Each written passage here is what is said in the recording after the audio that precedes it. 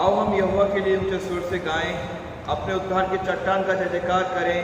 हम धन्यवाद करते हुए उसके सम्मुख आएं और भजन गाते हुए उसका जय जयकार करें, क्योंकि यहोवा महान ईश्वर है और सब देवताओं के ऊपर महान राजा है। पृथ्वी को गहरे स्थान उसी के हाथ में हैं और पहाड़ों की चोटियां भी उसी की हैं। समुद्र उसका है और उसी ने उसको बनाया और स्थल भी उसी के हाथ का रचा है। आओ हम झुककर दंडवत करें और अपने कर्ता यहोवा के सामने घुटने टेकें, क्योंकि वही हमारा परमेश्वर है और हम उसी की चराई की प्रजा और उसके हाथ की भेड़ें हैं। भला होता कि आज तुम उसकी बात सुनते। O come, let us sing to the Lord, let us make a joyful noise to the rock of salvation. Let us come into his presence with thanksgiving. Let us make a joyful noise to him with songs of praise. For the Lord is a great God and great King above all gods. In his hand are the depths of the earth, the heights of the mountains are his also.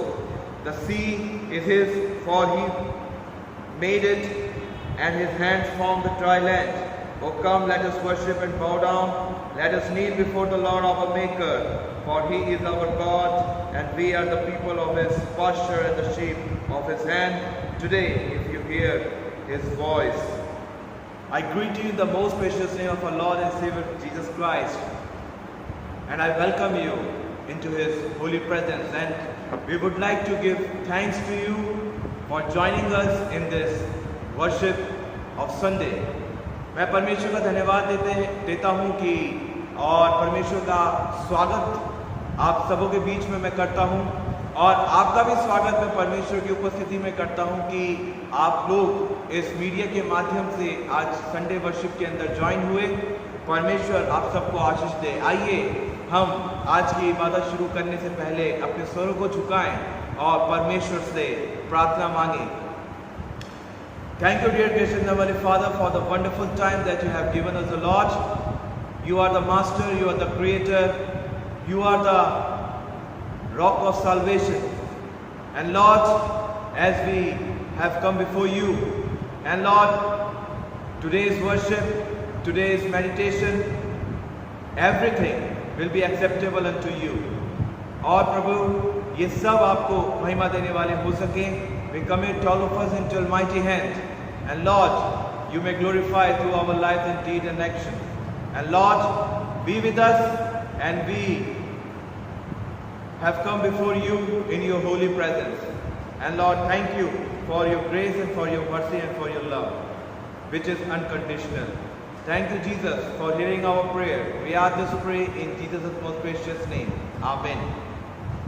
अजीजों, परमेश्वर पिता का धन्यवाद है। परमेश्वर का हम धन्यवाद देते हैं उसकी महानताओं के लिए, उसकी ब्लेसिंग्स के लिए, उसकी आशीषों के लिए।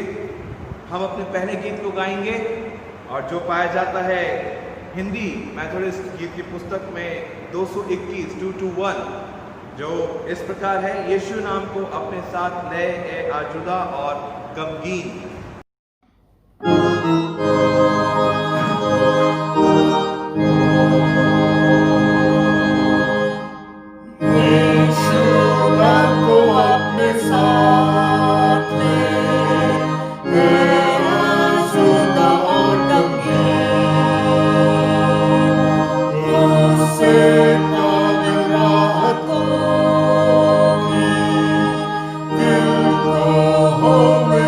Let's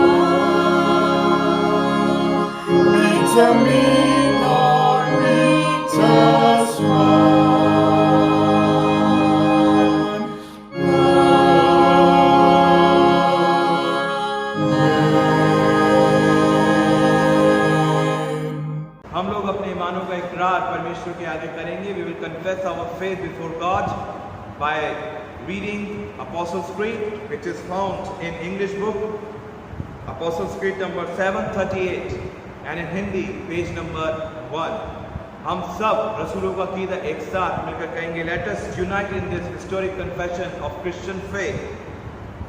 I believe in God, the Father Almighty, maker of heaven and earth, and in Jesus Christ, His only Son, our Lord, who was conceived by the Holy Spirit, born of the Virgin Mary, suffered under Pontius Pilate, was crucified, dead and buried.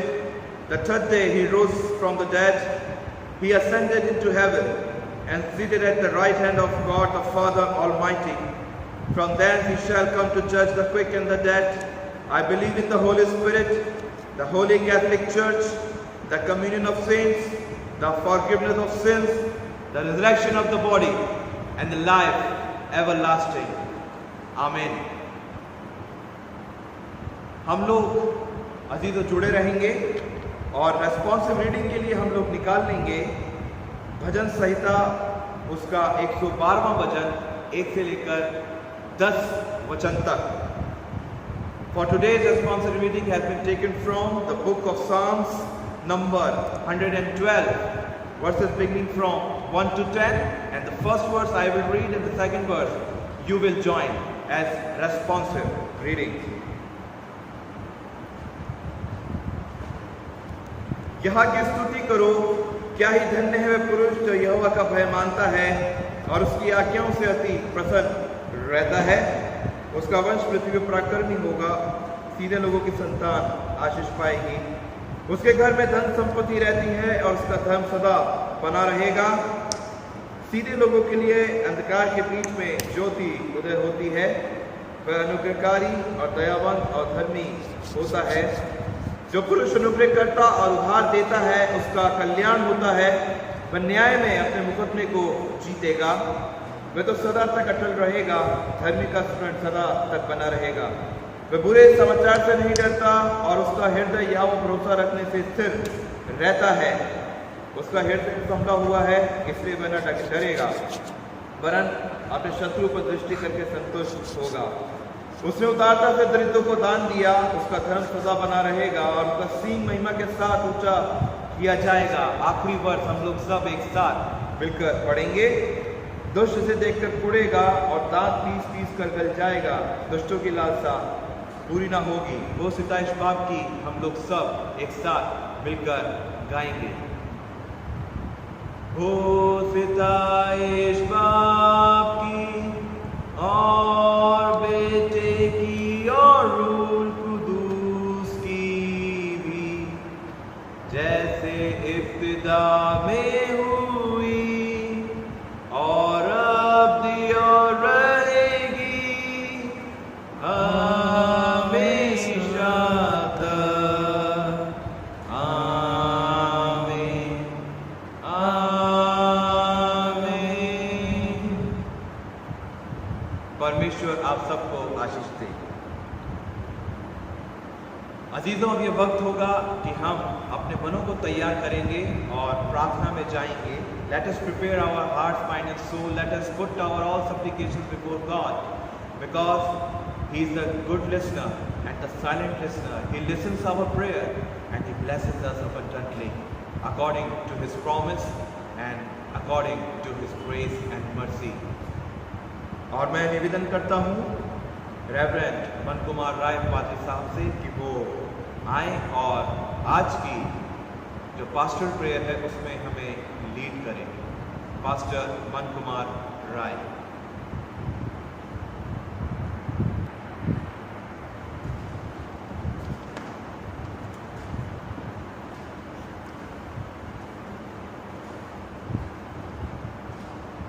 आइए हम दुआ करेंगे. महाजीवित परमेश्वर, आकाश और पृथ्वी का मालिक, राजाओं का राजा और प्रभु का परमेश्वर, सुंदर समय आपने हमें दिया है. विशेष करके प्रभु परमेश्वर प्रार्थना के समय डरिए प्रभु तेरे चरणों में आते हैं और विशेष करके हमारे सारे अपोस्टल मेथोडिस्ट चर्च तीनों कांग्रेगेशन को प्रभु यीशु मसीह आपके चरणों में रखते हैं. बहुत ऐसे प्रभु आशीष करें. इस लॉकडाउन के साथ में प्रभु परमेश्वर इस पैंडेमिक समय में प्रभु परमेश्वर सबको सुरक्षा दे। इस कोरोना वायरस के द्वारा प्रभु परमेश्वर सबको, प्रभु परमेश्वर डर, जीवन में डर और भय है, लेकिन खुदा बाप आपका हिम्मत और ताकत प्रभु परमेश्वर उन सबों के साथ रहे। प्रभु अपने अपने घर में रहकर अपने अपने काम में जाते आते समय सुरक्षा दे।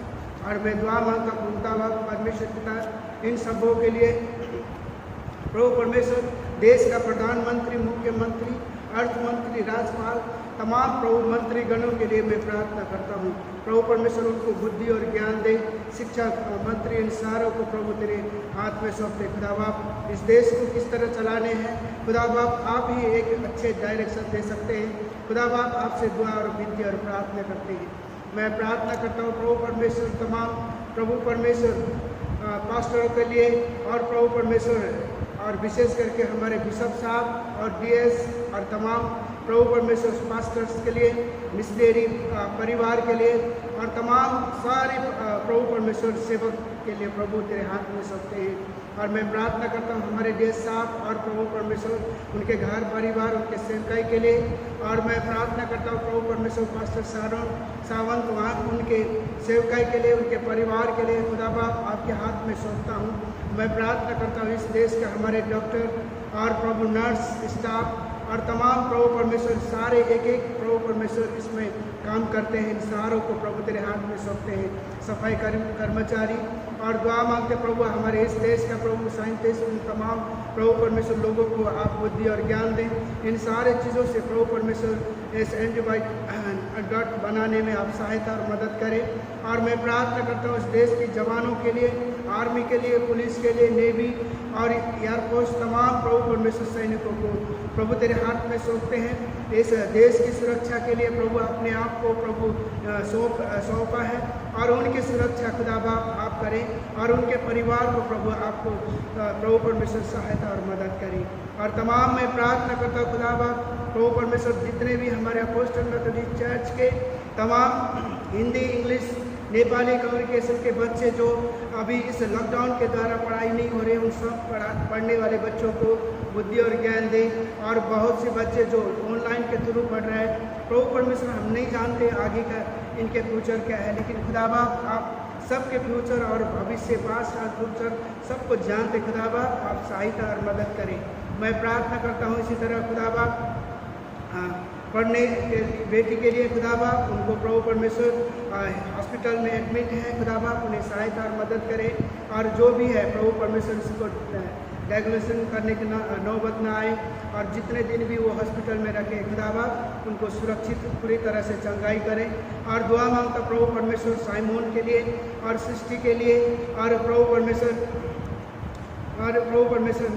मिस्टर के लिए। और मैं प्रार्थना करता इसी तरह प्रभु परमेश्वर तमाम इन बच्चों के लिए प्रभु खुदा बाप उन्हें सहायता और मदद करें और उनके तमाम प्रभु आगे के फ्यूचर और पढ़ाई में आप सहायता और मदद करें, ताकत और तंदुरुस्ती दे। और मैं प्रार्थना करता हूँ तमाम एक एक लोगों के लिए और बिना रोग का उनको ताकत और तंदुरुस्ती दो और पूरी तरह से चंगाई करें। और मैं दुआ करता हूँ हमारे चर्च के स्टाफ के लिए, प्रभु नंदराज फैमिली उनके घर परिवार के लिए आप सुरक्षित चाहता हूँ, सृष्टि परिवार उनके घर परिवार के लिए। और मैं प्रार्थना करता हूँ प्रभु परमेश्वर इसी तरह प्रभु दुआ मांगते खुदा बाप अशोक उनके घर परिवार उनके काम के लिए उन्हें ताकत और तंदुरुस्ती दे। और दुआ मांगता प्रभु परमेश्वर इसी तरह अमनीश उनके घर परिवार के लिए खुदा बाप सबको तेरे चरणों में रखते हैं। हमारे पास्टर कमेटी के लिए और हमारे प्रभु परमेश्वर एक एक प्रभु चेयरपर्सन के लिए दुआ करते हैं। और दुआ मांगता खुदा बाप ले एक्टिविटी का प्रभु परमेश्वर तमाम लोगों के लिए उन सबको सहायता और मदद करे। और इन समय प्रभु जो बढ़ जोश के साथ आगे बढ़ने में सहायता मदद करें।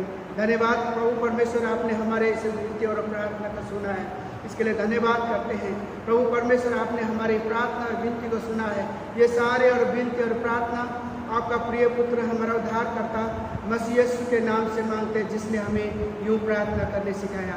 ए हमारे बाप, तू जो आसमान में है, तेरे नाम पाक माना जाए, तेरे राज्य आए, तेरे मर्जी जैसे आसमान में पूरी होती है जमीन में पूरी हो। हमारे रोज़ की रोटी आज हमें दे, जिस तरह हमने अपने अपराधी को माफ़ किया है उसी तरह हमारे अपराधों को माफ़ कर।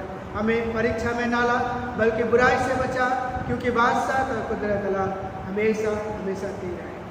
आमीन।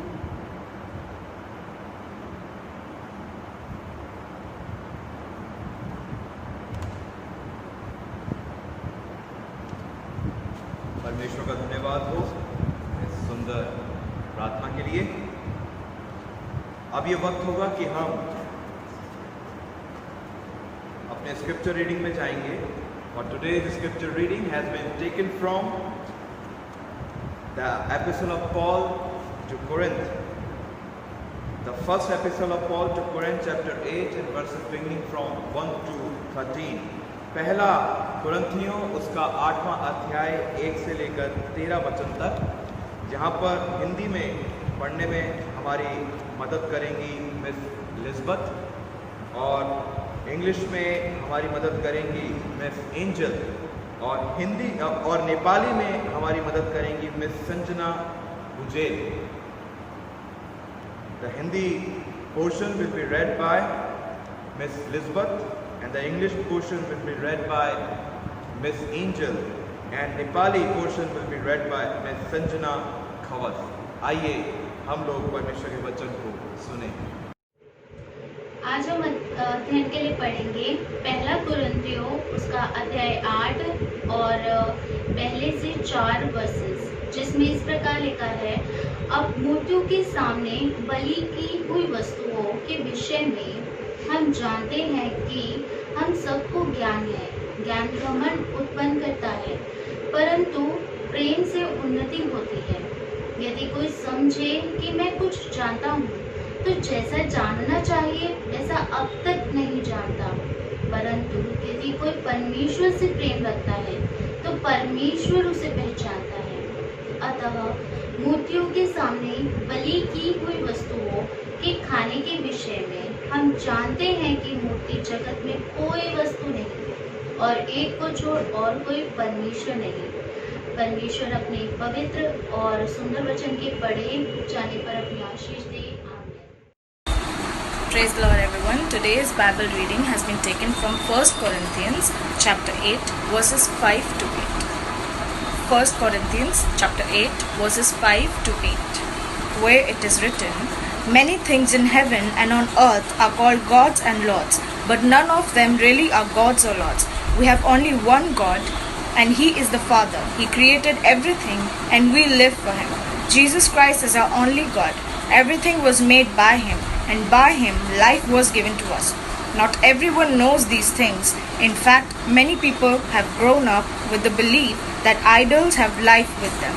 So when they eat meat offered to idols, they are bothered by the weak conscience. But food doesn't bring us any closer to God, but we are no worse off if we don't eat, and we are better off if we do it." May the God add blessings to the reading, hearing and understanding of His holy word.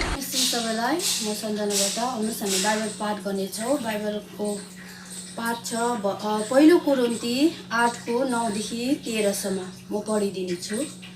तर होशियार तिमीहरूको yes स्वतन्त्रताले कमजोरीहरूलाई बाधा नपरोस्, किनभने यदि तिमी जान्ने बुझ्नलाई मूर्तिको मन्दिरमा खाना बसिरहेको कुनै मानिसले देख्यो भने र त्यो कमजोरी मानिस छ भने त्यसको अन्तस्करण मूर्तिको प्रसाद खानालाई सुरिन्न र, किनकि कमजोरी भाइ जसको निम्ति ख्रीष्ट मर्नुभयो तिम्रो ज्ञानले गर्दा नष्ट हुन्छ।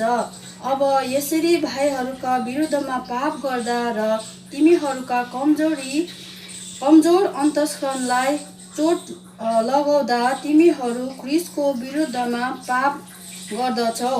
अन्तिम वर्ष 13, यसकारण खाने कुराले मेरो भाइलाई बाधा पर्छ भने म आफ्नो भाइलाई बाधा नपर्नलाई कहिले मासु खाने छैन। आमेन।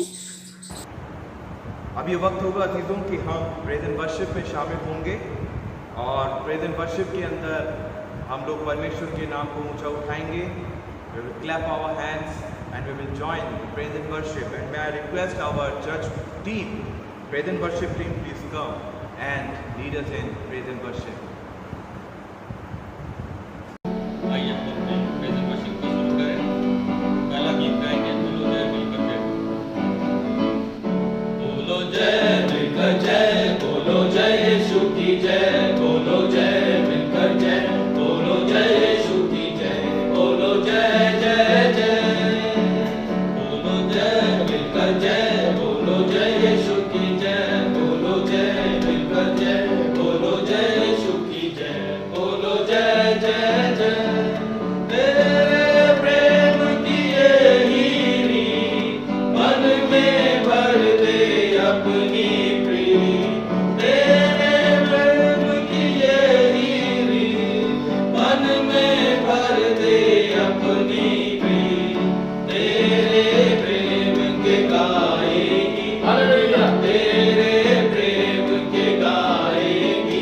बोलो जय मिलकर जय, बोलो जय यीशु की जय, बोलो जय मिलकर जय, बोलो जय यीशु की जय, बोलो जय जय जय। क्रूस पर अपना खून बहा, मुझ पापी को दी शिफा, क्रूस पर अपना खून बहा, मुझ पापी को दी शिफा। मन मेरे तू बोल सदा हालेलुया, मन मेरे तू बोल सदा। बोलो जय मिलकर जय, बोलो जय यीशु की जय, बोलो जय मिलकर जय, बोलो जय यीशु की जय, बोलो जय जय जय। तेरी कुदरत की ये शान, खुद ही दाता खुद ही दान, तेरी कुदरत की ये शान, खुद ही दाता खुद ही दान। पूरे कर मन के अरमान हालेलुया, पूरे कर मन के अरमान। बोलो जय मिलकर जय, बोलो जय यीशु की जय, बोलो जय मिलकर जय, बोलो जय यीशु की जय, बोलो जय जय जय। खिदमत अपनी ले मुझसे, इस मंदिर में तू बसे, खिदमत अपनी ले मुझसे, इस मंदिर में तू बसे। हिंद में तेरा नाम रहे हालेलुया, हिंद में तेरा नाम रहे। बोलो जय मिलकर जय, बोलो जय यीशु की जय, बोलो जय मिलकर जय, बोलो जय यीशु की जय, बोलो जय जय जय। आइए हम अपना दूसरा गीत गाएंगे, हे मेरे मन यहोवा को धन्य धन्य को। यहाँ इस प्रकार लिखा है कि वो तेरे अधर्म को क्षमा करता है, तेरे सब रोगों को चंगा करता है। इन दिनों में जो वायरस है, आइए हम परमेश्वर की ओर जुड़े और उसको धन्य कहें।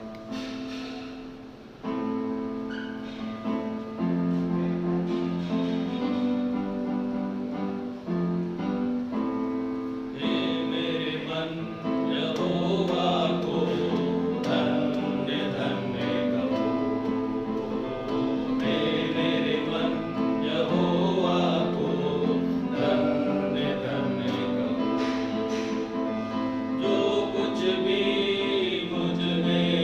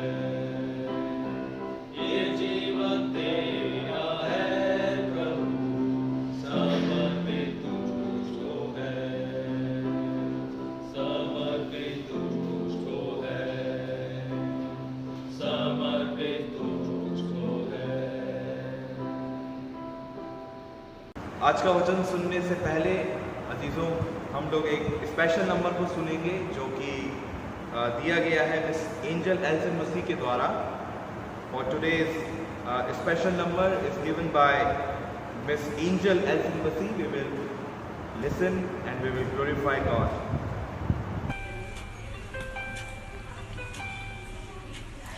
Purify my heart, let me be as gold and precious silver.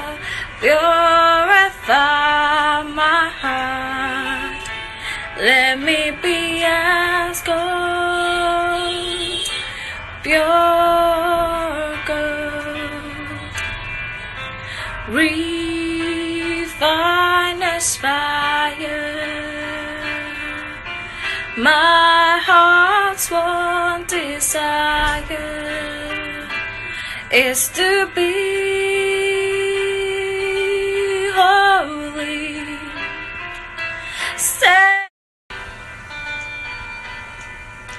Set apart for you, Lord, I choose to be holy. Set apart for you, my Master, ready to do your will.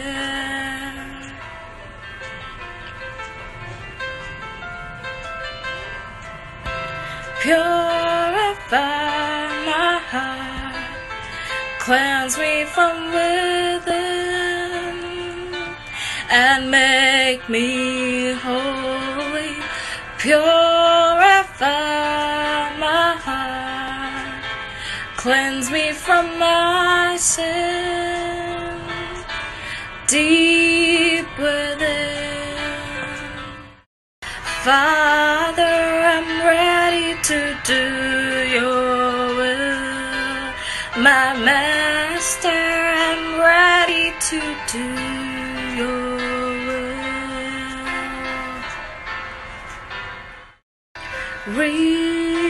Refine us fire, my heart's one desire is to be holy.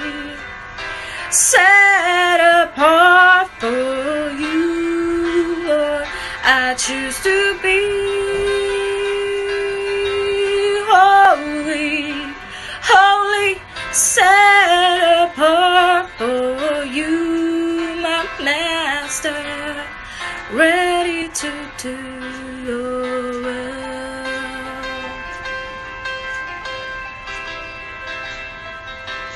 Ready to do your will. Jesus, I'm ready to do your will. Now let us prepare our hearts, mind and soul to listen the word of God, and may I request Reverend Dr. John Vishwas, please take your time and treasure it by the word of God. प्रिय भाई और बहनों, हम प्रभु के नाम की स्तुति करते हैं। आइए आज के वचन के लिए प्रार्थना करें और अपने मनों को तैयार करें। धन्यवाद, स्तुति और महिमा के पिता परमेश्वर, स्वर्ग और पृथ्वी के स्वामी, हम धन्यवाद देते हैं प्रभु आज के सुंदर समय के लिए जो आपने दिया। और आज जब प्रभु हम इस वचन पर अध्ययन करते हैं, हमारी प्रार्थना प्रभु कि आप अपने वचन के द्वारा हमसे बातचीत करें ताकि हमारे जीवन प्रभु आप में और बढ़ सके, मजबूत हो सके। आपके विश्वास के अंदर प्रभु हमें आप स्थिर बनाए ताकि हम निरंतर आप में बढ़ते हुए आपके नाम की स्तुति और बड़ाई कर सकें। हमारा उद्धारकर्ता प्रभु यीशु मसीह के पवित्र नाम से मांगते हैं, आमीन। प्रिय भाई और बहनों, पिछले दिनों में हमने परिवार के बारे में और जिम्मेदारियों के बारे में देखा। आज हम एक नए विषय पर आएंगे जो पहले कुरिन्थी के 8 अध्याय में पाया जाता है। Dear friends, in the last Sundays we saw some of the things talking about our family responsibility and our personal holiness. But today from chapter 8 of 1 Corinthians we'll see the importance of our devotion to the only one God who is living and He has created us and we worship Him, and He is searching people who should be worshipping Him in spirit and truth. वो हमारा परमेश्वर जो हमें ढूंढता है, लोगों को ढूंढता है। बाइबल में लिखा है, यीशु मसीह ने कहा कि परमेश्वर ढूंढता है। ये बहुत बड़ी बात है। It's very important for us to understand that God searches people who worship Him in spirit and in truth. And I think this is something that we need to understand very, very clearly, that God is searching for His worshipper. And the Lord said in St. John's Gospel chapter 4 verse 23, He said, God is searching worshipper who will worship Him in spirit and in truth. And therefore when we see today's message, listen to this message, we know that God has called us to become His worshipper. परमेश्वर ने हमें बोला है कि हम उसके आराधक बने मित्रों, और हमारी आराधना आत्म सच्चाई से होनी चाहिए। हमारे हृदय के अंदर ऐसी कोई बात ना हो जो सांसारिकता की हो, दुनिया की हो, पर हम आत्म सच्चाई से तैयारी के साथ उसकी आराधना करें। जब हम उसके भवन में आते हैं उसकी आराधना करने के लिए, तो परमेश्वर के लिए हम तैयार के साथ आएँ। तो आइए हम प्रार्थना करें और आज के इस वचन के लिए अपने मनों को तैयार करें। धन्यवाद, स्तुति और महिमा के पिता परमेश्वर, आपको धन्यवाद देते प्रभु इस सुंदर समय के लिए जो आपने दिया। और हमारी प्रार्थना है प्रभु के आज के वचन के द्वारा हमसे बातचीत करें। Lord, we pray for today's word that you can to speak to us through your servant. We pray God that prepare hearts and mind, give us that heart to understand, also Lord to appropriate, and then to be faithful in executing these words in and through our lives. हमारी सहायता करें कि हम इन्हें स्वीकार करें, ग्रहण करें प्रभु जी, और सोच समझ के इनका उपयोग अपने जीवन के द्वारा कर सकें। वचन पर आपके आशीष और एक सुनने वालों को आपके हाथों में सौंपते हैं। उद्धारकर्ता प्रभु यीशु मसीह के पवित्र नाम से मांगते हैं, आमीन। हम पढ़ते हैं पहला कुरिन्थी 8 अध्याय पहले पद से। संत पौलुस कहते हैं, अब मूर्तियों के सामने बलि की वस्तुओं के विषय में हम जानते हैं कि हम सबको ज्ञान है। ज्ञान घमंड उत्पन्न करता है, परंतु प्रेम से उन्नति होती है। Now we concerning food offered to idols we know that all of us possess knowledge. This knowledge puffs up, but love builds. अब यहाँ पर जो विषय आज हम देखेंगे बहुत ही महत्वपूर्ण विषय है। It's a very very important portion that we are looking today, which talks about our responsibility towards our only living God. He is the Savior who came from heaven to die on the cross. He gave Himself completely, and He was obedient, and therefore we need to follow Him sincerely and faithfully. Dear friends, the Bible talks about God's sovereign power, the one who has created us, and He is the creator, He is the Savior of this world, and He has given us this life. Now if you read about Him and His sovereignty, we need to see definitely the 10 commandments. Turn with me to book of Exodus chapter 20.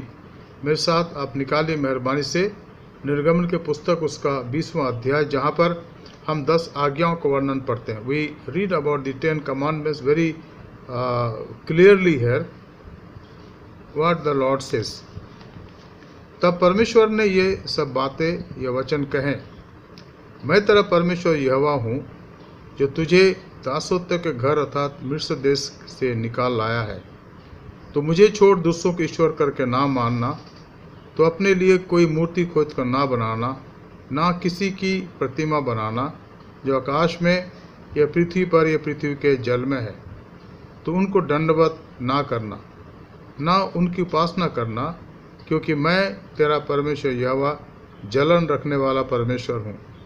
और जो मुझसे बैर रखते हैं उनके बेटे पोतों और परपोतों को भी पितरों का दंड दिया करता हूँ। और जो मुझसे प्रेम रखते हैं और मेरी आज्ञाओं को मानते हैं, उन हजारों पर करुणा किया करता हूँ। और फिर आगे लिखा है, तो अपने परमेश्वर का नाम व्यर्थ न लेना, क्योंकि जो यहोवा का नाम व्यर्थ ले वो उसको निर्दोष न ठहराएगा। अब इस आज्ञा के अंदर 4 मुख्य बातें हैं, 4 आज्ञाएं यहाँ पर हैं। यहाँ लिखा है, and God spoke all this words saying, किसको बोला उसने? इस्राएलियों को बोला। सीने पर्वत से परमेश्वर स्वयं वहाँ उतर आया था और वो उनसे बात कर रहा था। और यहाँ पर इसका वर्णन साफ साफ किया गया है। क्या कहा उसने? I am the Lord your God who brought you out of the land of Egypt, out of the house of slavery, you shall have no other gods before me. उसने कहा कि मैं तुम्हारा परमेश्वर हूँ, मैं एक ही परमेश्वर हूँ और मैंने तुम्हें मिस्र की गुलामी से निकाला। प्रिय मित्रों, बाइबल का जो इतिहास है वो जीवित ईश्वर की कहानी है। जीवित ईश्वर जो आज भी इतिहास में अपना कंट्रोल करता है और आगे भी करेगा, क्योंकि वही है, उसके अलग कोई है नहीं, उससे अलावा कोई है नहीं। बाइबल में साफ साफ लिखा गया कि वो जीवित परमेश्वर जिसने मूसा के द्वारा इस्राएलियों से बातचीत करी और उसने साफ कहा, पहली आज्ञा, मैं तुम्हारा परमेश्वर हूँ जिसने तुम्हें मिस्र की गुलामी से छुड़ाया और यहाँ तक पहुँचाया। कहाँ तक? उस पहाड़ पर जहाँ परमेश्वर अब उनसे बात कर रहा था। परमेश्वर का पहाड़, God's mountain, the Mount Sinai. दूसरी आज्ञा, you shall have no other gods before me, तो मुझे छोड़ दूसरों की ईश्वर करके ना मानना। और यहाँ पर संत पौलुस आज हमें सिखाता चाहता है कि हम उसकी आराधना करें, उसकी उपासना करें, उससे अपने आप को ना भटकाएं, उससे अपने आप को दूर ना करें, क्योंकि वही जीवित है, महान है, सर्वशक्तिमान है और वही न्याय ही, अंतिम न्याय वही है। तीसरी बात यहाँ लिखा है, You shall not make for yourself a carved image or any likeness of anything that is in heaven above, or that is in the earth beneath, or that is in the water under the earth. You shall not bow down to them or serve them, for I, the Lord your God, am a jealous God. यह साफ साफ लिखा है कि मैं तुम्हारा परमेश्वर, जलन रखने वाला परमेश्वर हूँ। यह साफ लिखा है, तेरा परमेश्वर यहोवा जलन रखने वाला परमेश्वर है। वो अपनी महिमा किसी को नहीं देगा। बाइबल में स्पष्ट लिखा हुआ है।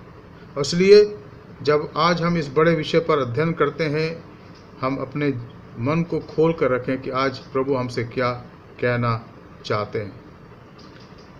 You shall not bow down to them or serve them, for I, the Lord your God, am a jealous God, visiting the iniquity of the fathers on the children to the 3rd and 4th generations of those who hate me, but showing steadfast love to thousands of those who love me and keep my commandments. यहाँ पर परमेश्वर स्पष्ट साफ से कहता है, यह लिखा है कि मैं तुम्हारा परमेश्वर हूँ और मैं तुम्हारा जलन रखने वाला परमेश्वर हूँ, और जो मुझसे बैर रखते हैं और मैं उनके बेटों, पोतों और परपोतों को भी पितरों का दंड दिया करता हूँ,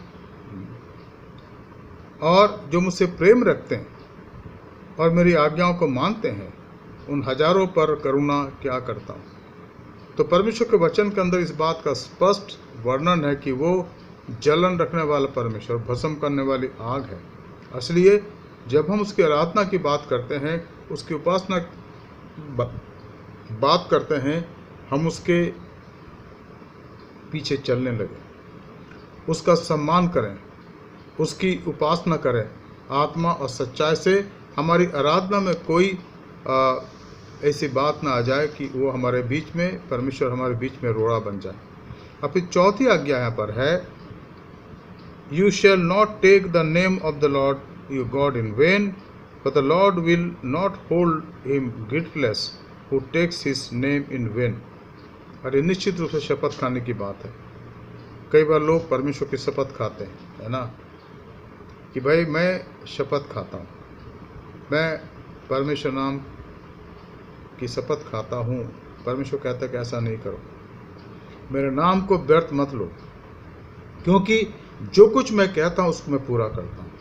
तो मित्रों, यहाँ पर 4 आज्ञाएं जो हैं वो जीवित ईश्वर को जानने और मानने के बारे में। पहली आज्ञा कि मैं तेरा परमेश्वर यहोवा हूँ जो तुझे दासत्व के घर अर्थात मिस्र देश से निकाल लाया, पहली बात। दूसरी बात, तो मुझे छोड़ दूसरों को ईश्वर करके ना मानना। बिल्कुल क्रिस्टल क्लियर कि अगर हम उसको छोड़ किसी और को मानते हैं हमारे हृदय के गहराई से, तो परमेश्वर कहता है को गलत है, मैं इसको सजा देता हूँ, मैं इसको कभी भी स्वीकार नहीं करूँगा। और तीसरी आज्ञा, तो अपने लिए कोई मूर्त खोद कर ना बनाना, ना किसी की प्रतिमा बनाना जो आकाश में है या पृथ्वी पर है या पृथ्वी के जल में है, तो उनको दंडवत ना करना। और चौथी महान आज्ञा है कि तो अपने परमेश्वर का नाम व्यर्थ न लेना, यानी तो उसके नाम की शपथ ना खाना, क्योंकि जो यहोवा का नाम व्यर्थ ले वो उसको निर्दोष ना ठहराएगा। तो यहाँ पर इस निर्गमन के 20 अध्याय के 1 से 7 पदों में हम पहली 4 आज्ञाओं का वर्णन पाते हैं। इसके बाद अगर हम देखें, एक और आज्ञा यहाँ पर दी गई है ना, ये 3 आज्ञा। चौथी आज्ञा, तो विश्राम दिन को पवित्र मानने के लिए स्मरण रखना। परमेश्वर के जो विश्राम दिन है उसको मानने की आवश्यकता। पहली आज्ञा, मैं तेरा परमेश्वर हूँ। दूसरी आज्ञा, तू मेरे लिए कोई मूर्त खोद के ना बनाना। तीसरी आज्ञा, तू मेरा नाम व्यर्थ ना लेना। और चौथी आज्ञा, तो विश्राम दिन को पवित्र मानने के लिए स्मरण रखना। 3-4 आज्ञाओं को हमें ध्यान में रखना है जो निर्गमन के 20 अध्याय के पहले पद से लेकर के 11 पद तक है। और फिर जो 5वीं आज्ञा है वह है तो अपने माता पिता का आदर करना। और फिर इसी प्रकार से आखिरी आज्ञा जो हम पाते हैं वो है 17 पद में, तो किसी घर का लालच ना करना, ना तो किसी की स्त्री का लालच कर और किसी ना दासी या बैल गधे का, और न किसी और की किसी वस्तु का लालच करना। तो इन सारी बातों में, इन 10 आज्ञाओं में इनके 2 भाग हैं। जो पहली आज्ञा है वो महत्वपूर्ण आज्ञा, पहली आज्ञा वो पाया जाता है 20 अध्याय के निर्गमन के 1 से लेकर 11 तक, जहाँ 4 आज्ञाएं हैं जिनका संबंध हमारा परमेश्वर के साथ है। क्या हम सचमुच परमेश्वर की आराधना करते हैं, नहीं करते हैं, उसकी महिमा करते नहीं करते हैं, इस बात को हमें गौर कर से देखने की आवश्यकता है। और उसके बाद जो 12 से लेकर के 17 पद तक है वो 6 आज्ञाएं हैं, वो हमारे पड़ोसी के संदर्भ में, हमारे आसपास के लोगों से। तो पहली आज्ञा प्रभु यीशु मसीह ने कहा कि सुन इस्राएल, तो प्रभु अपने परमेश्वर से अपने सारे तन मन धन से प्रेम कर। ये पहली आज्ञा है जिसका वर्णन निर्गमन 20 अध्याय 1 से 11 पद में किया गया है। और दूसरी आज्ञा उसने कहा कि दूसरी आज्ञा है कि तो अपने पड़ोसी से अपने समान प्रेम कर। वो पाया जाता है निर्गमन 20 अध्याय उसके 12 से लेकर के उसके 17 पद तक। ये 6 आज्ञाएं हैं जो हमारे संबंध हमारे पड़ोसियों के प्रति दर्शाते हैं। तो यहाँ इन बातों को जब हम याद करेंगे और याद करते हैं, मैं सोचता हूँ कि हमारे लिए जरूरी है। अब वापस आ जाइए यहाँ पर वचन में जो लिखा गया, प्रभु के वचन के अंदर इस बात का वर्णन किया गया और उसको हम देख सकते हैं, उसको हम समझ सकते हैं। वापस आ जाइए आप हमारे पाठ में जो हम पढ़ रहे हैं आज और जिसको आज हम देख रहे हैं, पहला कुरिन्थी उसका 8वां अध्याय। या पौलुस कहता है, क्या कहता है पौलुस की, तुम लोग जो प्रभु के लोग हो, तुम जो प्रभु की सेवक और सेविका हो, तुम इस बात को याद रखना कि जो परमेश्वर की व्यवस्था है वो बहुत ही महत्वपूर्ण व्यवस्था है। उस व्यवस्था के अनुरूप हमें चलने और बने रहने की आवश्यकता है। यहाँ पौलुस ने साफ साफ हिदायत दी उनको। अब मूर्तियों के सामने बलि की वस्तुओं के विषय में हम जानते हैं कि हम सबको ज्ञान है कि ज्ञान घमंड उत्पन्न करता है परंतु प्रेम से उन्नति। अभी क्यों पौलुस ने ऐसा कहा? पौलुस के कहने का आधार क्या है? पौलुस के कहने का आधार यह है कि जो उसके विश्वासी हैं वो परमेश्वर को पूरी तरह से उससे प्रेम करें, परमेश्वर के प्रेम में अपने आप को तल्लीन करें और दुनिया की बातों में ना लग जाए और ना रम जाए। बुद्धि का वर्णन क्यों किया गया? कि परमेश्वर ने हमें बुद्धि और ज्ञान दिया कि हम उस बुद्धि और ज्ञान का उपयोग परमेश्वर को जानने में करें, उसकी आराधना करने में करें। और ऐसा ना हो कि हमारी बुद्धि जो है ज़्यादा और विकसित हो जाए, हम उसके जगह उसके ऑल्टरनेट को ढूंढने लग जाए। परमेश्वर के ऑल्टरनेट को ढूंढना जो है सबसे बड़ी मूर्खता है, सबसे बड़ी विचित्र बात है कि वो जो जीवित है हम उसके ऑल्टरनेट ढूंढ रहे हैं। जब मैं 7 साल आश्रम में आचार्य था तो वहाँ पर एक ग्रुप आता था और उस ग्रुप को कहा गया ओपन धर्म, खुला धर्म, कुछ भी मानो ना मानो कोई फ़र्क नहीं पड़ता। तो मैं वहाँ पर आचार्य था, रेसिडेंट आचार्य, और मैंने एक दिन उनके लीडर से पूछा, मैंने कहा कि आप लोग जो 40-45 लोग यहाँ आए हुए हैं, और अधिकतर वो बाहर के थे, वेस्ट के थे, 2-4 इंडियन थे, मैंने कहा कि आपका उद्देश्य क्या? तो उनके एक अगुए ने मुझसे कहा कि आचार्य जी हम यीशु मसीह के ऑल्टरनेट को ढूंढ रहे हैं, we are trying to find out the alternate for Christ.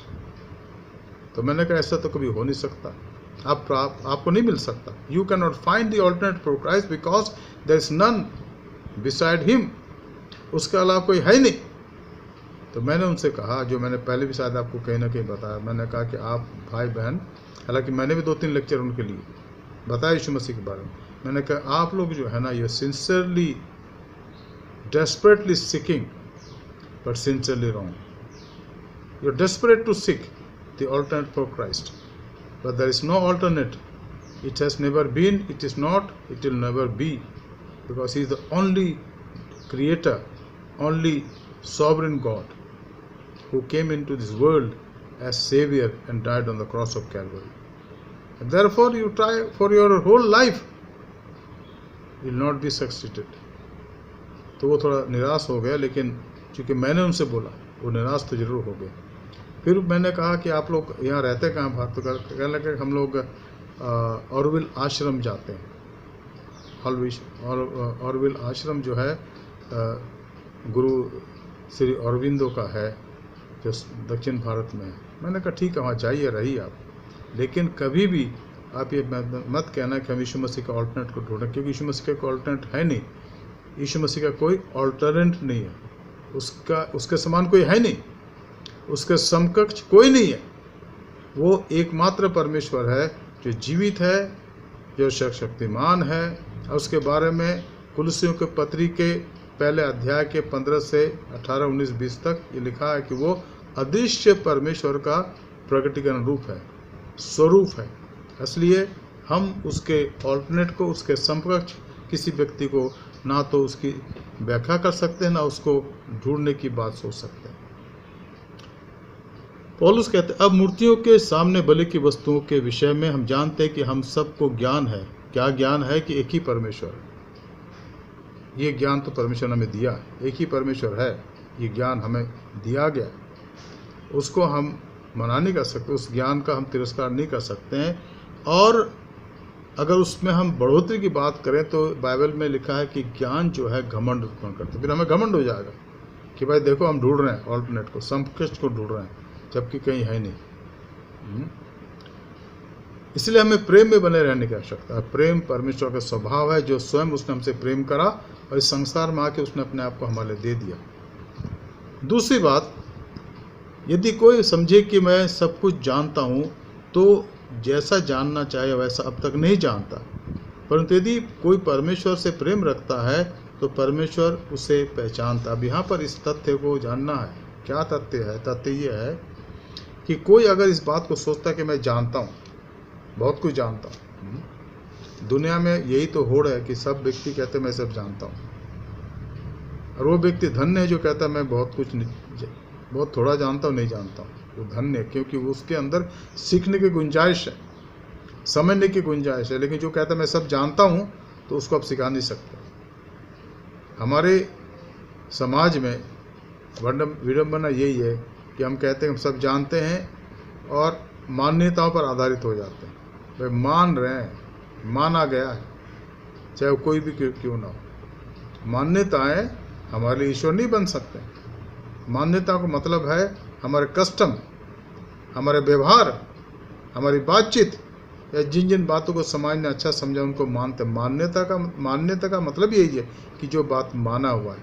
लेकिन परमेश्वर को, किसी को हम परमेश्वर मानने की बात करें, आप उसकी पूजा करने लगे, तो बाइबल के हिसाब से तो वो ठीक नहीं है। यह स्पष्ट लिखा है। इसलिए कहा गया है कि जो कोई समझे कि मैं कुछ जानता हूँ तो जैसा जानना चाहिए अब तक नहीं जानता, परंतु यदि कोई परमेश्वर से प्रेम रखता है तो परमेश्वर उसे पहचानता है।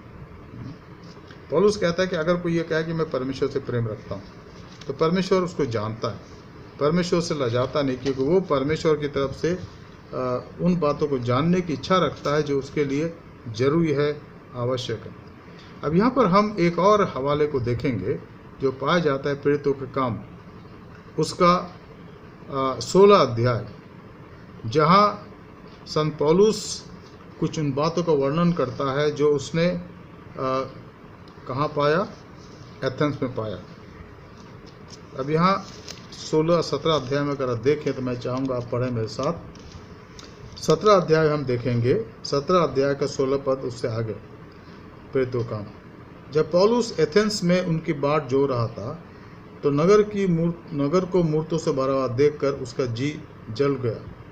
अतः वह आराधनालय में यहूदियों और भक्तों से, चौक में जो लोग उससे मिलते थे उनसे हर दिन वाद विवाद किया करता था। तब इपिकुरी और स्तोइकी दार्शनिकों में से कुछ उससे तर्क करने को आए और तर्क करने लगे, और कुछ ने कहा यह बकवादी क्या कहना चाहता है, परंतु दूसरों ने कहा वह अन्य देवताओं का प्रचारक मालूम पड़ता है, क्योंकि वह यीशु का पुनरुत्थान का सुसमाचार सुनाता है। तो वे उसे अपने साथ अरिपगुस में ले गए और पूछा, क्या हम जान सकते हैं कि यह नया मत जो तू सुनाता है क्या है, क्योंकि तू अनोखी बातें हमें सुनाता है, इसलिए हम जानना चाहते हैं कि इसका अर्थ क्या है। इसलिए कि सब एथेंस वासी और परदेसी जो वहाँ रहते थे। अब यहाँ लिखा है कि तब पौलुस ने अरियुपगुस के बीच में खड़े होकर कहा, एथेंस के लोगों, मैं देखता हूँ कि तुम हर बात में देवताओं के बड़े मानने वाले हो, क्योंकि मैं फिरते हुए जब तुम्हारी पूजन की वस्तुओं को देख रहा था तो एक ऐसी वेदी भी पाई जिस पर लिखा था अनजाने ईश्वर के लिए, इसलिए जिसे तुम बिना जाने पूछते हो मैं तुम्हें उसी का समाचार सुनाता हूँ। अब यह पौलुस ने स्पष्ट कर दिया एथेंस के अंदर कि एथेंस के वासियों, एथेंस के लोगों, तुम जिस बात को अनजाने पूछते हो मैं उसी का सुसमाचार सुनाता हूँ।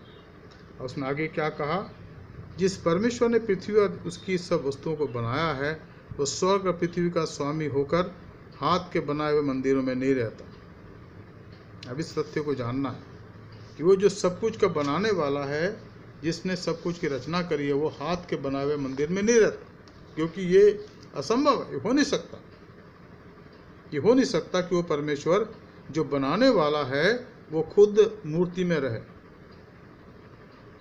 हमारी मान्यताएं बहुत कुछ हो सकती, हम बहुत कुछ मान सकते हैं, लेकिन हम सत्य को हमारी मान्यताओं के अंदर कैद नहीं कर सकते। सत्य को, जो तथ्य है, जो सत्य है, उसको हम अपनी मान्यताओं रूपी घड़े के अंदर रख नहीं सकते। वो तो सब कुछ को जीवन देता है, वो सबको संभालता है।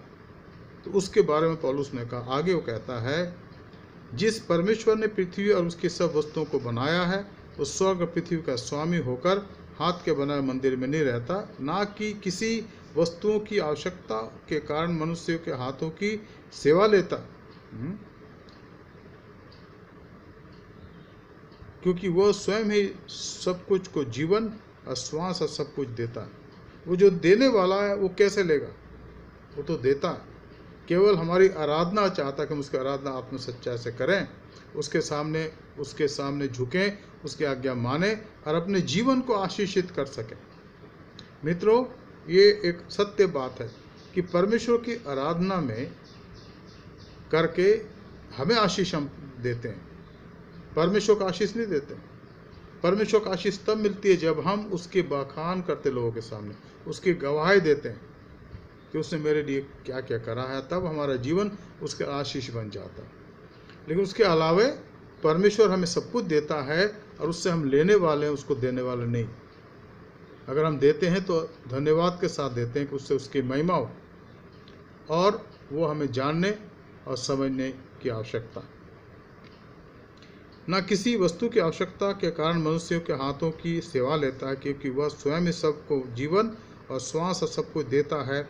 उसने एक ही मूल से मनुष्यों की सब जातियां सारी पृथ्वी पर रहने के लिए बनाई और उनके ठहराए हुए समय और निवास की सीमाओं को इसलिए बांधा है कि वे परमेश्वर को ढूंढे और कदाचित उसे टटोल कर पा जाए, तो भी वह हम में से किसी से दूर नहीं।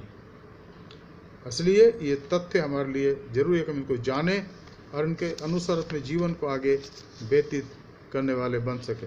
अब आगे हम यहाँ देखते हैं पौलुस क्या कहते हैं। वो कहते हैं यहाँ पर कि परमेश्वर का जो वचन है हमारे जीवन के लिए तथ्य है, इसलिए हम इस बात को जान ले कि यदि कोई समझे कि मैं कुछ जानता हूँ तो जैसा जानना चाहे वो अब तक नहीं जानता। क्यों? क्योंकि वो अपने लिए उन पूजने की वस्तु को बनाता फिर रहा है जो सत्य नहीं है, और वो परमेश्वर जो हमारे जीवन को सांस देता है उन मूर्तियों में कहाँ से रहता है? ये हो नहीं सकता। इस तथ्य को पौलुस यहाँ समझाता है। तीसरी बात चौथे पद में लिखा है, अतः मूर्तियों के सामने बलि की वस्तुओं के खाने के विषय में हम जानते हैं कि मूर्ति जगह में कोई वस्तु नहीं, मूर्ति जगत में कोई वस्तु नहीं, और एक को छोड़ और कोई परमेश्वर नहीं। अब यहाँ पर सत्य कहा गया, पौलुस ने बिल्कुल साफ साफ कहा है कि कोई भी व्यक्ति अगर ईश्वर के नाम से मूर्ति बनाता है तो मूर्ता का काम करता है, क्योंकि हम परमेश्वर जो जीवित आत्मा है, शाश्वत आत्मा है, उसको हम एक मान्यता के आधार पर या किसी मूर्ति के रूप में उसको ढाल करके उपासना नहीं कर सकते हैं, क्योंकि वो जीवित है, वो अनंत है, अकाल है, उसका अस्तित्व अनंत काल से है। उसने आपको और मुझे जीवन दिया, और आज भी दे रहा और आगे भी देगा जब तक दुनिया में। आज जब यहाँ से चले जाएंगे तब एक दिन वो हमारा न्याय करेगा, और इसके लिए भी बाइबल के अंदर सारी बातें लिखी हुई है। तो हमें इस बात को देखने समझने की आवश्यकता है। अतः मूर्तियों के सामने बलि की वस्तुओं के विषय के खाने के विषय में हम जानते हैं कि मूर्त जगत में कोई वस्तु नहीं और एक को छोड़ और कोई परमेश्वर नहीं। यद्यपि आकाश में और पृथ्वी पर बहुत से ईश्वर कहलाते हैं, जैसा कि बहुत से ईश्वर और बहुत से प्रभु हैं। पौलुस यहाँ पर कहता है कि बहुत से लोग अपने आप को बहुत मानते हैं, है ना। अभी हमारे देश में एक जवान साधु निकला जो जब इसको यहाँ से हटा दिया गया, चला गया, तो उसने लैटिन अमेरिका के नीचे उसने एक द्वीप खरीद लिया और एक नया राष्ट्र बना दिया उसमें। ये बातें आ रही हैं, और आप अगर देखें गूगल में तो आप इस बात को पढ़ सकते हैं। इंसान अपने बुद्धि से, अपने समझ से, जो क्षणिक है, क्षणभंगुर है, बहुत कुछ करता सोचता है, लेकिन क्या वो सचमुच में अपने जीवन में ईश्वर की इच्छा को जानना चाहता है? वो तब तक नहीं जान पाएगा जब तक वो उसके रिप्रेजेंटेटिव, उसके जो प्रतिनिधित्व को बनाएगा, उसके उन चेहरों को बनाएगा जिसके लिए वो सोचता है, उसकी कल्पना में कि वो ऐसे थे, ऐसा था, ऐसा था। लेकिन परमेश्वर ऐसा नहीं है, वो तो शाश्वत आत्मा है और हमारे आत्मा में निवास करता है। चौथी बात लिखा है, तो भी हमारे लिए तो एक ही परमेश्वर है, अर्थात पिता, जिसकी ओर से सब वस्तुएं हैं और हम उसी के लिए हैं। एक ही प्रभु है, अर्थात यीशु मसीह, जिसके द्वारा सब वस्तुएं हुई और हम भी उसी के द्वारा हैं। अब यहाँ पर संत पौलुस यीशु मसीह के बारे में कहते हैं। यीशु मसीह कौन है? वो सर्वोच्च परमेश्वर का पुत्र। मैं चाहूँगा कि आप इस तथ्य को भी थोड़ा पढ़ लें। कुलुस्सियों की पत्री उसका पहला अध्याय निकाले, मेरे साथ कुलुस्सियों की पत्री पहला अध्याय निकाले, जहाँ पर संत पौलुस इस बात को स्पष्ट करता है कि वो कौन है, यीशु मसीह कौन है। कुलुस्सियों की पत्री उसका पहला अध्याय उसके 15% पढ़ेंगे। कुलुस्सियों एक अध्याय, Colossians chapter 1 verse 15 onwards. He is the image of the invisible God, the firstborn of all creation, for by him all things were created in heaven and on earth, visible and invisible, whether thrones or dominions or rulers or authorities, all things were created through him and for him. अब यहाँ पर स्पष्ट रूप से पौलुस कहते हैं यीशु मसीह के बारे में कि वह तो अदृश्य परमेश्वर का, यानी प्रभु यीशु मसीह अदृश्य परमेश्वर का प्रतिरूप और सारी सृष्टि में पहलौटा है, क्योंकि उसी में सारी वस्तुओं की सृष्टि भी, स्वर्ग की हो अर्थात पृथ्वी की, देखी अनदेखी, क्या सिंहासन, क्या प्रभुताएं, क्या प्रधानताएं, क्या अधिकार, सारी वस्तुएं उसी के द्वारा और उसी के लिए सृजी गई, ताकि वो अपने हिसाब से अपनी सोच से उनका इस्तेमाल कर सके ईश्वर की महिमा के लिए और संपूर्ण मानवता के कल्याण के लिए। परमेश्वर ये करता है, तभी तो खुद आ गया, नहीं तो उसको इस दुनिया में आने की कोई आवश्यकता नहीं थी, क्रूस के मृत्यु को सहने की कोई आवश्यकता नहीं थी। उसने हमारा भला चाहा और भला करने के अंतराल में वो दुनिया में आ गया। और फिलिपियों के दूसरे अध्याय के 5 से 11 पद में लिखा है कि वो उसने अपने आप को शून्य कर दिया, ही बिकम जीरो, और शून्य करके यहाँ तक आज्ञाकारी रहा कि मृत्यु, हाँ क्रूस की मृत्यु भी सह ली। तो यहाँ पर यीशु मसीह के बारे में इस बात का वर्णन किया गया। आगे लिखा है कि वही कुलिसियों उसका पहला अध्याय 17 पद, वही सब वस्तुओं में प्रथम है और सब वस्तुएं उसी में स्थिर रहती हैं, उसी में स्थिर रहती हैं। हम उसके बगैर जीवन की कल्पना नहीं कर सकते। We can not think even about life beside Jesus Christ, beside God, the one who came into this world and died on the cross of Calvary. वही देह अर्थात कलीसिया का सिर है, वही आदि और वही सारे, वही मरों में से जी उठने वालों में पहलौटा, कि सब वस्तुओं में वही प्रधान ठहरा। पहलौटा क्यों कहा गया? क्योंकि अब वो मरने का नहीं, एक बार वो मारा गया, गाड़ा गया और तीसरे दिन जी उठा, अब हमेशा तक जीवित है। मृत्यु को उसने हरा दिया। ऐ मृत्यु तेरी जय कहाँ रही, हे मृत्यु तेरा डंक कहाँ रहा। उसने मृत्यु को बिल्कुल नेस्तनाबूद कर दिया। जो उस पर विश्वास करते हैं उसमें जीवन को व्यतीत करेंगे अनंत काल के लिए। तो यहाँ पर साफ साफ इसका वर्णन किया गया, क्योंकि पिता की प्रसन्नता इसी बात में है कि उसमें सारी परिपूर्णता वास करे और उसके क्रूस पर बहे हुए लहू के द्वारा मेल मिलाप करके सब वस्तुओं का उसी के द्वारा उससे अपने साथ मेल कर ले, जो पृथ्वी पर की हो या चाहे स्वर्ग में की हो। वो मेल मिलाप कराने वाला है, तभी तो दुनिया में आ गया। इसलिए हम जब उसकी आराधना करते हैं तो हम उसके प्रभु सत्ता को स्वीकार करते हैं, उसको जानने की कोशिश करते हैं कि वो किसी वर्ग विशेष का नहीं, पूरे जहान का परमेश्वर है, पूरी सृष्टि का बनाने वाला है। इसलिए हम उसकी आराधना जब करते हैं तो हम उसको आदर इज्जत देते हैं। यहाँ पर लिखा है 5वीं बात, पर सबको यह ज्ञान नहीं, परंतु कुछ को अब तक मूर्ति को कुछ समझने के कारण मूर्तियों के सामने बलि की वस्तुओं को कुछ समझकर खाते हैं और उनका विवेक निर्बल होने के कारण अशुद्ध हो जाता है। अब यहाँ पर जो तर्क की बात है ये है कि अगर एक ही परमेश्वर है और कोई दूसरा ईश्वर है नहीं, तो अगर उस चढ़ावे को हम धन्यवाद के साथ खा भी लेना कोई फर्क नहीं पड़ेगा, क्योंकि है नहीं अस्तित्व, वो तो मान्यता है। और जैसे मैंने अभी कहा कि मान्यताओं को हम जीवित परमेश्वर के कटघरे में नहीं ला सकते। ये जो मान्यताएं हैं उसके अंदर हम जीवित ईश्वर को नहीं रख सकते कि वो तो परमेश्वर है, तो महान है। इसलिए जो कुछ हम मानते और करते हैं ये सब, पर सब को यह ज्ञान नहीं, परंतु कुछ को तो अब तक मूर्ति की सब को कुछ समझने के कारण मूर्तियों के सामने बलि की वस्तु को कुछ समझकर खाते हैं और उनका विवेक निर्बल होने के कारण शुद्ध हो जाता है। उनका विवेक जो है ना, यहाँ लिखा है उनका विवेक जो है निर्बल है, तो वो अशुद्ध हो जाता, अशुद्ध हो जाता। वो कहते हैं भाई ये तो गलत काम है। दोबारा पढ़िए क्या लिखा है, पर सब जो ज्ञान, पर सबको ये ज्ञान नहीं, परंतु कुछ को तो अब तक मूर्तियों को कुछ समझने के कारण मूर्तियों के सामने बलि की वस्तुओं को कुछ समझकर खाते हैं और उनका निर्बल विवेक दूर होने के कारण अशुद्ध हो जाता है। उनका विवेक अगर मजबूत हो तो इस बात को जान पाएंगे कि भाई दुनिया में केवल एक ही परमेश्वर है और वो यीशु मसीह के रूप में दुनिया में आ गया और अब दोबारा आने वाला, अब न्याय करने आएगा। इस तथ्य को जब हम जान लेते हैं तो हम उसके समीप आ जाते हैं। 6वीं बात, भोजन हमें परमेश्वर के निकट नहीं पहुंचाता। यदि हम ना खाएं तो हमारी कुछ हानि नहीं, यदि हम खाएं तो कुछ लाभ नहीं। भोजन जो है, भोजन, और आगे लिखा, परंतु सावधान ऐसा ना हो कि तुम्हारी स्वतंत्रता कहीं निर्बलों के लिए ठोकर का कारण बने। We read here in verse 8 and 9, food will not command us to God.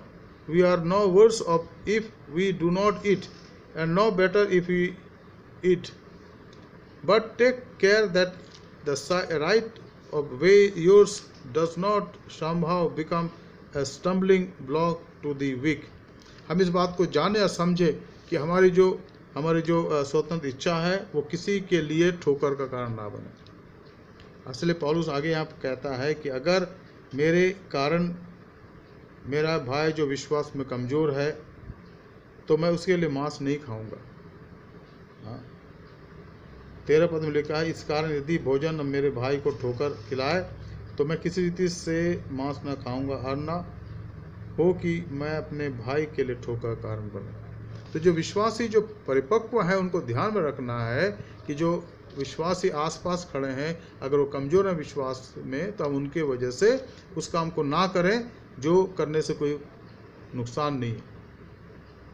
कई बार लोग हमें जब हम जाते हैं प्रसाद देते हैं तो हम आदर के साथ उसको स्वीकार करते हैं, उनके सामने मना नहीं करते, लेकिन हम जानते हैं कि सच्चाई किया है और उसी प्रकार से हम इस काम को करते हैं ताकि परमेश्वर को महिमा मिले। हम किसी को ऑफेंड नहीं करना चाहते हैं, किसी के मन में दुख पहुंचाना नहीं चाहते हैं, उनका सम्मान करते हैं और इसके बाद कभी न कभी जब मौका मिलता है उनको बताते हैं यीशु मसीह के बारे में जो एकमात्र परमेश्वर है, जीवित है और जो सबका न्याय करने दोबारा आने वाला है। अब हम यहाँ देखें 6वीं बात को, भोजन हमें परमेश्वर के निकट नहीं पहुँचाता। यदि हम ना खाएं तो हमारी कुछ हानि नहीं, अगर कुछ खाएं तो हमारा कुछ लाभ नहीं, परंतु सावधान ऐसा ना हो कि तुम्हारी ये स्वतंत्रता कहीं निर्बलों के लिए ठोकर का कारण हो जाए। तो मैंने आपको अभी बताया कि हम ऐसा चलें ताकि जो निर्बल लोग हैं विश्वास में हमारे कारण ठोकर ना खाएं।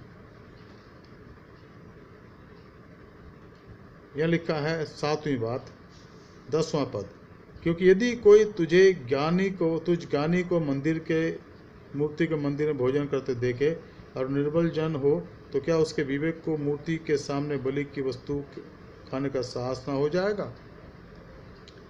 वो जब विश्वास में कमज़ोर है और दूसरे विश्वासी को देखता है जो विश्वास में मजबूत है कि वो तो खा रहा है और वो नहीं जानता कि क्यों खाना चाहिए और क्यों नहीं खाना चाहिए, तो यहाँ लिखा है कि क्या वो उसका विश्वास जो है जो उसमें कमी है, क्या इसके वजह से वो इस बात को नहीं समझने लग जाएगा कि भाई यहाँ लिखा है वो निर्बल जन हो तो क्या उसके विवेक को मूर्ति के सामने बलि की वस्तु खाने का साहस ना हो जाएगा, वो भी खाने लग जाएगा को जब ये खा, लेकिन उसको समझाने की आवश्यकता कि आप खा रहे हैं, क्यों खा रहे हैं, क्योंकि एक ही परमेश्वर, दूसरा कोई नहीं है। इसलिए धन्यवाद के साथ उनको स्वीकार करते हैं, हालांकि जो कसाई खाने मिलता है और जो बाकी और नॉनवेज मिलता है, जहाँ हम लेते हैं कहीं ना कहीं वो जब उसको ज़बह करते हैं या उसको मारते हैं तो ईश्वर को याद करके करते हैं, चढ़ा कर करते हैं कि भाई ये आपके नाम से हो रहा है, जो भी है।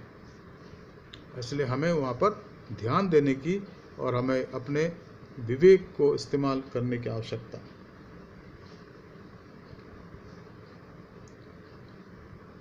आखिरी यानी 8वीं बात, इस प्रकार भाइयों के विरुद्ध अपराध करने से और उनके निर्बल विवेक को चोट पहुंचाने से तुम मसीह के विरुद्ध अपराध करते हो। इस कारण यदि भोजन मेरे भाई को ठोकर खिलाए तो मैं किसी रीति से मांस ना खाऊंगा, ना हो कि मैं अपने भाई के लिए ठोकर कारण बनूं। हमें दूसरों के लिए जो विश्वास में कमज़ोर हैं हमें हमेशा याद रखने की आवश्यकता है कि वो परमेश्वर के विश्वास में कमज़ोर न हो जाए पर वो मजबूत हो, इसलिए उनको ध्यान में रखकर हमें अपने इन कामों को करने की आवश्यकता है। इस बात को जानते हुए कि केवल एक ही परमेश्वर है और वो इस संसार में यीशु मसीह के रूप में आ गया। प्रिय भाई और बहनों, मैं सोचता हूँ कि आज के इस वचन के द्वारा आपने आशीष पाई है। अगर इसके बारे में आप हमसे और बातचीत करना चाहते हैं, जानकारी करना चाहते हैं, तो मैं यहाँ पर ऑफिस में बैठता हूँ AMC के ऑफिस में, एपोस्टल मेथोडिस्ट चर्च के ऑफिस में। सुबह 10:30 से 11 शाम को 5:30 बजे तक आप आकर मुझसे बात करिए और मुझे खुशी होगी इन बातों की चर्चा आपके साथ करते हुए, ताकि आपके सामने ये कॉन्सेप्ट क्लियर हो जा रहा, विश्वास में मजबूत बने रहें और उसमें आगे बढ़ते जाएं। Dear friends, I was telling that if you have any question regarding today's message, you can come to me and talk to me. I am available in my office in AMC from morning 10:30 to evening 5:30, and I'll be happy to discuss with you, to talk to you and make your understanding clear. आइए हम प्रार्थना करें। धन्यवाद, स्तुति और महिमा क्योंकि पिता परमेश्वर, स्वर्ग और पृथ्वी के स्वामी, आपको धन्यवाद देते प्रभु आज के सुंदर समय के लिए जो आपने हमें दिया। आज के वचन पर हमने गौर करा। हमारी प्रार्थना प्रभु ये वचन हमारे हृदय के अंदर प्रभु जी घर कर जाए, फलवंतित हो जाए प्रभु, इसमें फल लगे आपके आत्मा के सहयोग से 100 गुना, 60 गुना और 30 गुना। इस धन्य कलीसिया की अगुवाई करें, मदद करें, हमें सुरक्षित रखें। Lord, we pray that thou would continue to protect and guide so that this church, Apostle Methodist, may continue to grow, Lord, and we may glorify and magnify your name. Let through our lives, Lord, your kingdom may continue to be extended and your name is glorified. In Jesus' precious name I pray. Amen. परमेश्वर का धन्यवाद हो सुंदर वचन के लिए अजीजों। अब ये वक्त होगा कि हम एक गीत को और गाएंगे परमेश्वर की महिमा के लिए, जो कि लिया गया है इंग्लिश हिम में से 410 We've a story to tell to the nations, and the offertory will be taken during this song.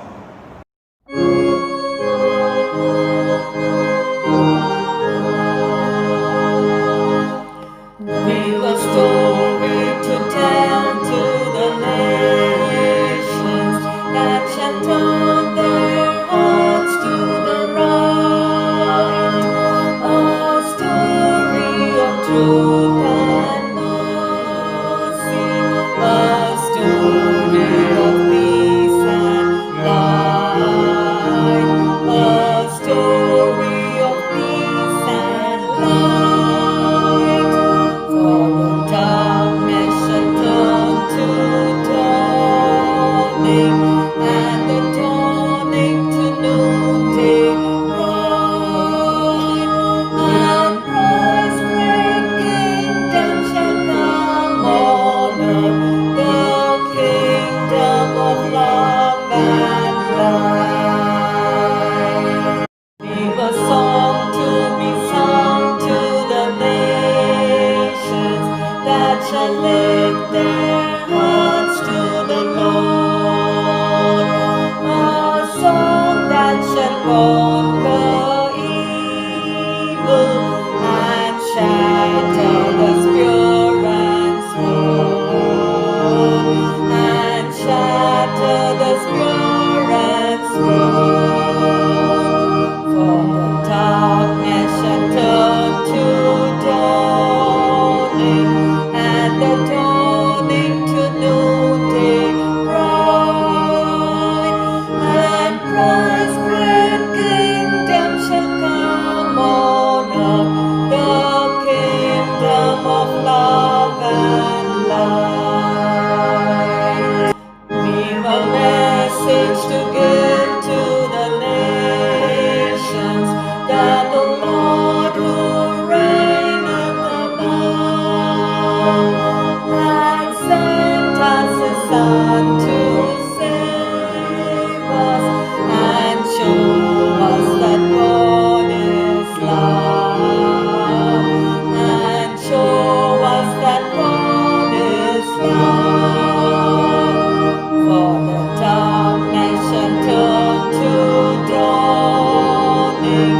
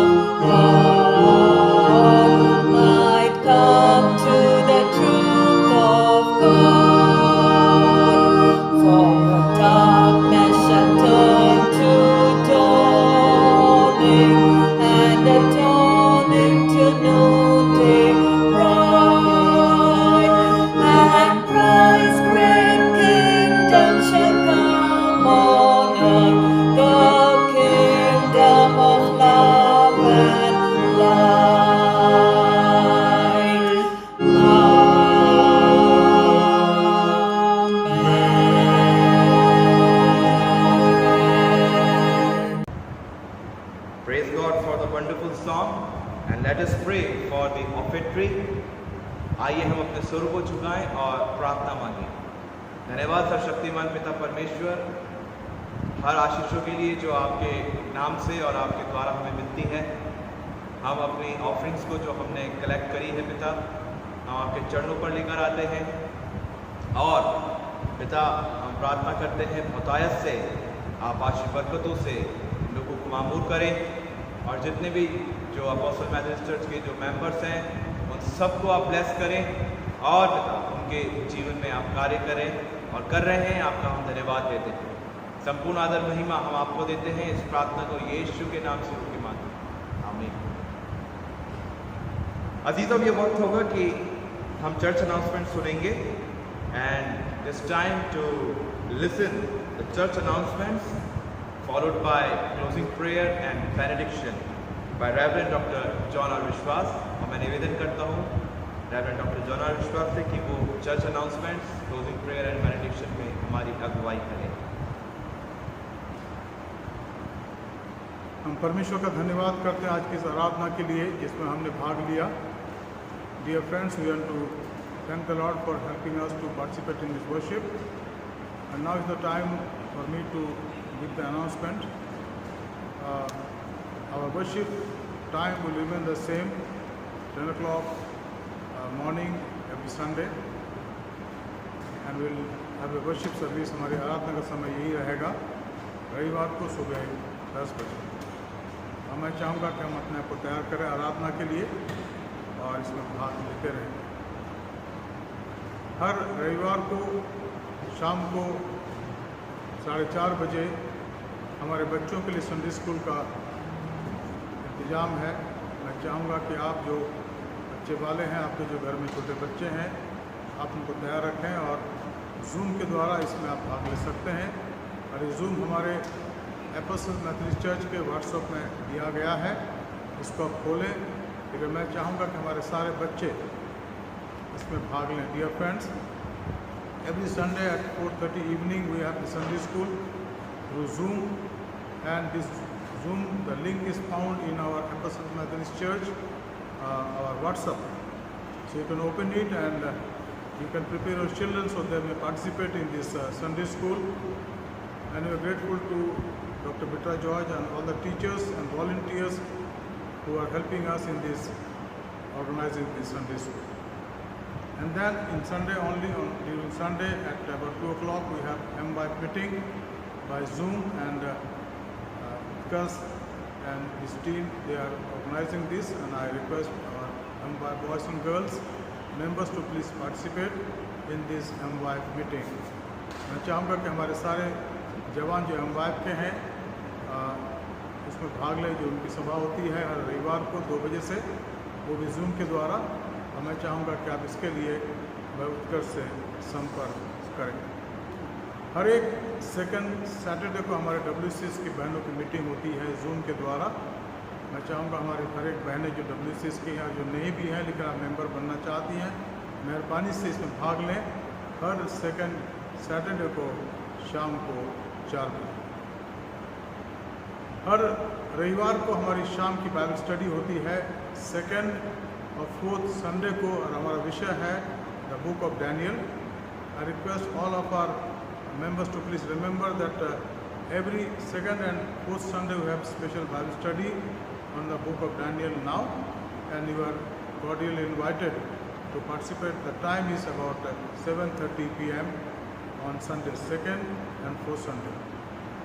Otherwise every evening, हर शाम को 7:30 से 8:30 बजे तक हमारी बाइबल स्टडी होती है। इन दिनों में हम इफिसियों की पत्री पर अध्ययन कर रहे हैं। इसके बाद हमारा विषय होगा फिलिपियों की पत्री, जो पौलुस की पत्रियाँ हैं। और मैं धन्यवाद देता हूँ प्रभु का, और आप सबों के लिए इसमें आप भाग लेते हैं और आशीष प्राप्त करते हैं। मित्रों, हमारे चर्च का ऑफिस हर वीकडेज में खुलता है, यानी मंडे टू सैटरडे, और समय है सुबह 10:30 से शाम को 5:30 बजे तक। अब इसमें चर्च में आइए, अपने पास वालों से मिलिए। अगर आपके पास कोई प्रेयर रिक्वेस्ट है या आप चाहते हैं कि आपके लिए दुआ की जाए, ये समय आपके लिए है। किसी दिन भी आइए, समय 10:30 से 5:30 बजे शाम को, और आपके लिए हम प्रार्थना करेंगे, आपकी मदद करेंगे। अगर आपको सलाह की ज़रूरत है तो वो भी हम आपकी मदद करेंगे।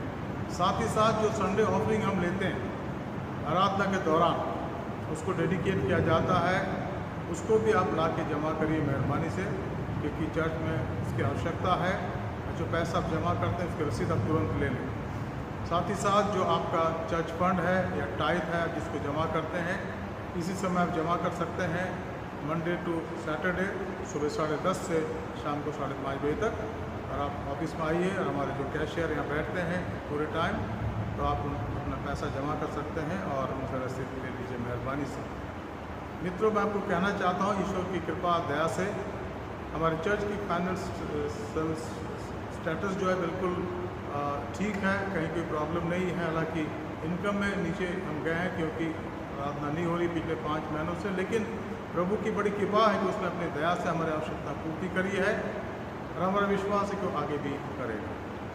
हम निरंतर प्रार्थना करते रहे हमारे हर एक परिवारों के लिए, हर एक बुजुर्ग के लिए, हर एक माँ बाप के लिए, हर एक बच्चों के लिए, जवानों के लिए प्रभु का हाथ, उसके आशीष हम पर बना रहे। हमारा देश के अगुओं के लिए प्रार्थना करें, कलीसिया के अगुओं के लिए प्रार्थना करें कि प्रभु की आशीष हम पर बनी रहे। आइए हम इस आराधना के लिए प्रभु का धन्यवाद दें और अपने आप को प्रभु के हाथ में सौंपें और इस आराधना को समाप्त करें।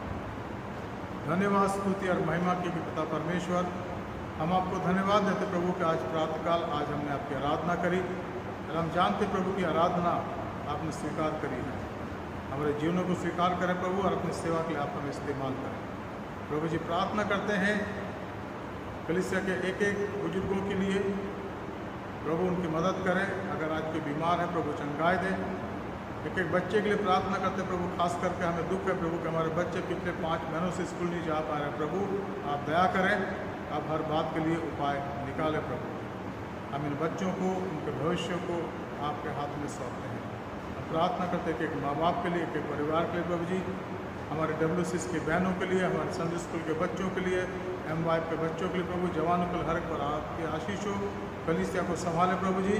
और जो कुछ इन दिनों में आपने हमें सिखाया प्रभु, हम चाहते हैं कि इन बातों को याद रखें और आगे चल के प्रभु जब दोबारा आराधना की सभा यहाँ शुरू होती है चर्च के अंदर प्रभु जी, हम बहुत ही क्रमबद्ध रूप से सस्टेनेबल रूप से आगे बढ़ें और आपकी महिमा की स्तुति कर सकें। आज की आराधना के लिए आपका धन्यवाद करते हैं, धन्यवाद देते हैं हमारे तमाम वॉलंटियर्स के लिए प्रभु जिन्होंने आज हमारे आराधना भाग लिया, अगुवाई करी, और खासकर हमारे दोनों असिस्टेंट पास्टर शारोन सावन और मान कुमार, इनके लिए धन्यवाद विनती करते प्रभु इन पर आपका हाथ इनके परिवार को संभालें।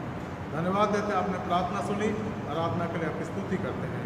हमारे उद्धारकर्ता प्रभु यीशु मसीह के पवित्र नाम से मांगते हैं, आमीन। अब हमारे खुदा यीशु मसीह का फजल, खुदा बाप की मोहब्बत, रोल कुदस की इफाकत शराकत हमें सारे के साथ इस समय और हमेशा तक होती रहे।